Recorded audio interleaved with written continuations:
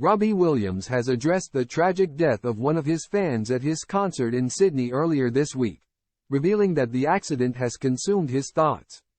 Heartbroken Robbie Williams paid tribute to deceased fan Robin Hall during his gig last night in Melbourne, Australia, admitting that he hasn't been able to stop thinking about her. Last Thursday, the woman, who was in her 70s, had attempted to clamber down rows of seats instead of using the stairs when it was time to leave the venue. Before slipping and falling 6 rows to her death.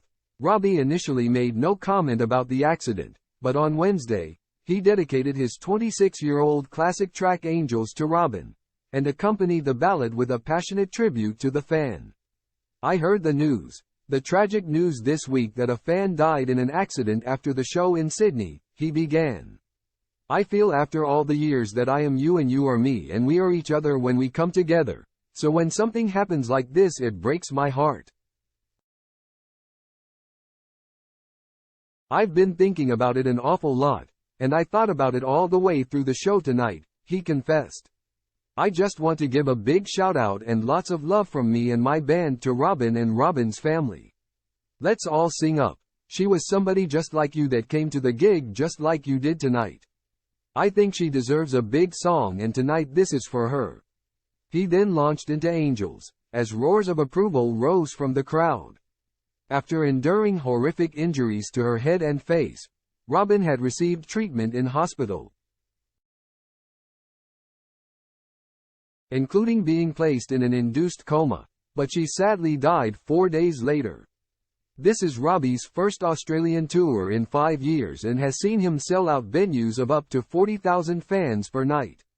As well as his own solo tracks, Robbie also revived 1995 Take That belter, Back for Good, and performed a cover version of John Farnham's The Voice. Robbie's tour coincides with his eye-opening and hugely popular self-titled Netflix documentary, which was released earlier this month. The Let Me Entertain You star had headed for New Zealand prior to Australia, which was where he was based when the documentary aired. He admitted in an emotional message to his almost 3 million Instagram followers that, after receiving a string of encouraging text messages about the film, he no longer felt worthless. "I just burst out crying. A good cry," he confessed, adding, "My first response was to stop the tears, but then I told myself, nah, fuck it. Go on, have a big blub. So I did. I blubbed. I have felt despised. To my core, I was an embarrassment. I have felt worthless no matter what I achieved. And today I don't," he exclaimed triumphantly.